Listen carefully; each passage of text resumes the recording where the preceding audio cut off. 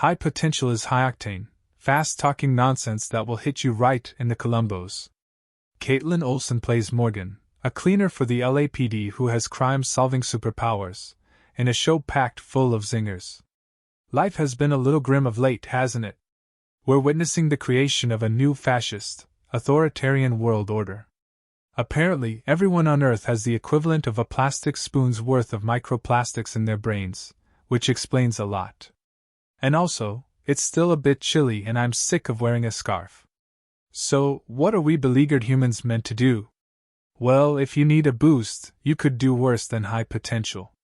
It premiered last year, but there are so many shows everywhere all at once that I can't keep up. Also, the life cycle of a TV series these days is just as confusing as everything else. It can hang around for years in the recesses of some streaming service you don't have, then all of a sudden there are millions of memes about it, and people at work are looking at you in disgust saying, "I can't believe you haven't watched Season 8 of Sleeverance."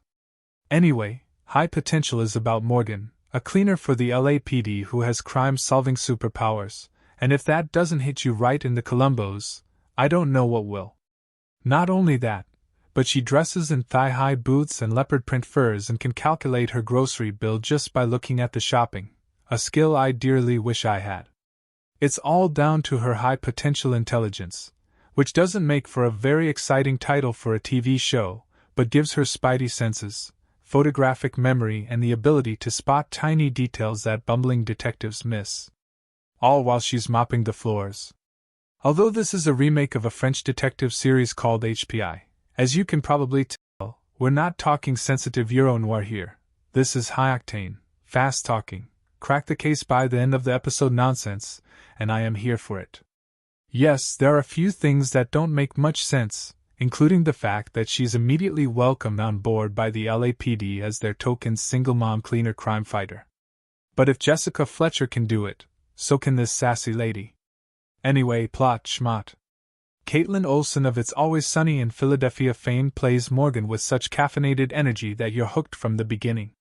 She makes perky Kristen Bell look like a stoned teenager who's just woken up from a long nap, and her eerily blue eyes excellently express the character's constantly moving thought processes. Morgan also has a good foil in the form of skeptical yet handsome police chief Adam Karadec, aka James Holt from The Devil Wears Prada. She's kooky and IQ okay, he's procedural and grumpy. It's a match made in heaven. Yes, cases get wrapped up rather too neatly and everyone is talking so much that it doesn't leave much room for nuance or profound emotion. So what? The show was created by Drew Goddard, whose credits include The Good Place, so it's packed with action, zingers and aha moments.